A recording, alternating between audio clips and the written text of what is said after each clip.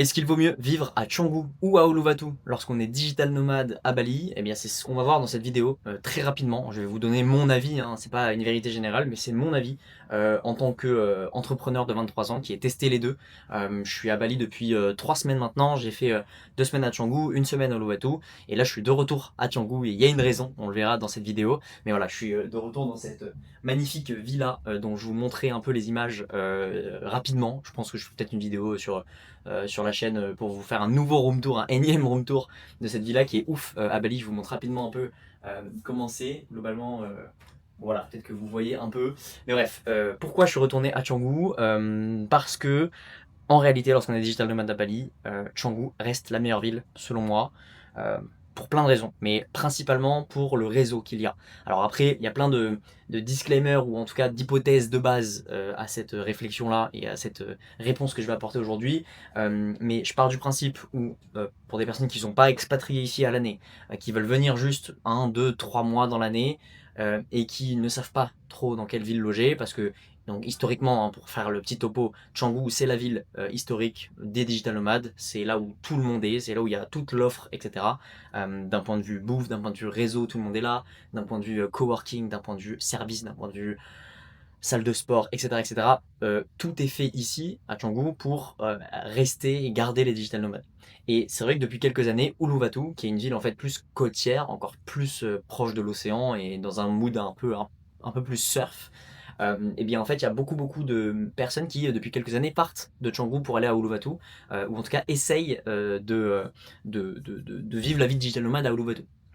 Tout simplement, on a plein de vidéos sur internet qui montrent que Uluwatu est en train un peu de voler la vedette à Canggu et que c'est la nouvelle ville, c'est la nouvelle The Place to Be pour les digital nomades à Bali. Parce que, alors les avantages avancés de Uluwatu, et je vais vous dire après moi mon avis, mais c'était qu'il y a moins de trafic, il y a des plus beaux paysages, c'est beaucoup plus joli Uluwatu. Il fait du coup mieux vivre, bon vivre, c'est-à-dire que les routes sont plus belles, plus agréables, il y a un bord de mer de ouf, il y a des endroits vraiment, des spots très beaux. Et surtout, il y a de plus en plus d'offres et de services propices aux digital nomades, aux Européens, etc. Que ce soit en termes de bouffe, en termes de salle de sport, en termes de logement, en termes de cowork, en termes de tout ça. Et donc, euh, c'est un peu, on va dire, les gens avaient l'impression que c'était un peu le nouveau Canggu d'il y a quelques années, quand c'était pas trop buzzy, quand il n'y avait pas trop de monde, et quand il n'y avait pas un peu tous les mauvais côtés, les mauvais aspects qu'il peut y avoir au fait de vivre à Canggu. Et donc, moi, comme quand j'étais venu la première fois à Bali, il y a 2 ans et demi, j'avais adoré Uluwatu. Uluwatu, ça avait été ma ville préférée, mais j'étais venu vraiment en tant que backpacker, voyageur, pas du tout en tant que digital nomade, entrepreneur. Et j'avais adoré Uluwatu parce que le surf, incroyable, les montagnes, incroyables, enfin les cliffs, enfin, toutes les falaises et tout, c'est hyper beau, il y a des endroits de fou pour sortir, il y avait quand même une offre de bouffe et de resto qui était folle, etc. etc. Et du coup, en voyant un peu tous ces derniers mois là, en préparant un peu mon voyage, voilà, je savais que j'allais venir ici, et je suivais beaucoup de digital nomades et autres qui parlaient de justement Uluwatu, de montrer que Uluwatu attirait de plus en plus de digital nomades, etc. Bah, je m'étais dit, ok, il faudrait que je retourne à Uluwatu. J'avais tellement adoré en tant que voyageur, peut-être que je vais kiffer en tant que digital nomade. Et en réalité, alors c'est incroyable Uluwatu, je pense que c'est quand même mieux que Ubud, typiquement ça c'est mon point de vue. D'ailleurs j'irai à Ubud normalement en fin de séjour là d'ici quelques jours, donc pareil je vous ferai des vidéos là-bas je pense, au moins j'aurai fait vraiment les 3 hubs digital nomades à Bali, et je vous ferai un gros comparatif, un gros topo si vous voulez, enfin, si ça vous intéresse, donc dites-le moi en commentaire.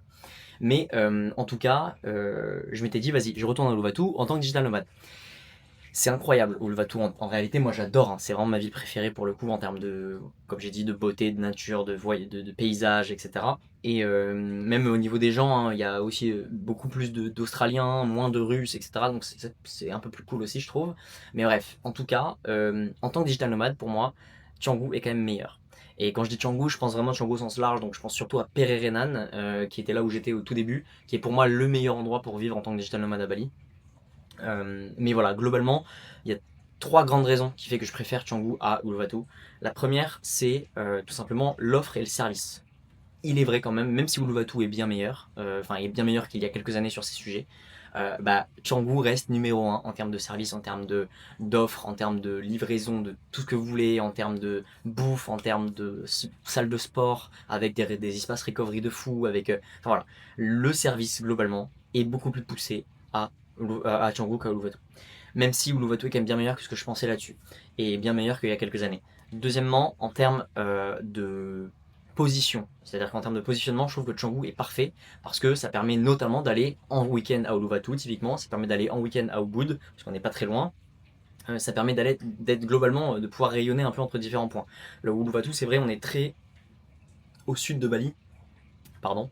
Et donc on est très au sud de Bali, et donc c'est vrai que forcément il y a du trafic dès qu'on veut remonter et on veut passer par l'aéroport. Bon, même s'ils ont rajouté un peu cette sorte d'autoroute là sur la droite, ceux qui connaissent, un peu au-dessus de l'eau là, c'est pratique, mais bon voilà, à part ça, je trouve c'est un peu plus complexe. Et troisième point, Canggu est meilleur, je trouve, sur le réseau. Et en fait, c'est le plus gros point pour moi, c'est-à-dire que, et c'est pour ça que je suis revenu d'ailleurs à Canggu là en fin de séjour et que je suis pas resté à Uluwatu, c'est parce qu'en réalité, pour des gens comme moi qui restent que quelques semaines, quelques mois à Bali, et donc potentiellement des gens comme toi, un digital nomade qui m'écoute, en fait, Canggu, c'est là où il y a tout le monde. C'est-à-dire tous les expats, tous les digital nomades passent par Canggu. Et tous ne passent pas par Uluwatu. Et tous ceux qui passent par Uluwatu passent forcément par Canggu. Il y a très très peu de gens qui restent que à Uluwatu. Donc en fait, si vous voulez rencontrer des gens à Bali, parce que c'est le but, et que vous avez surtout des personnes précises en tête que vous voulez rencontrer, que ce soit des entrepreneurs connus ou des personnes dans votre niche, dans votre cible, que vous savez qui vivent à Bali, etc., allez à Canggu, vous serez sûr de pouvoir les croiser. Ce qui n'est pas le cas si vous allez à Uluwatu ou à Ubud.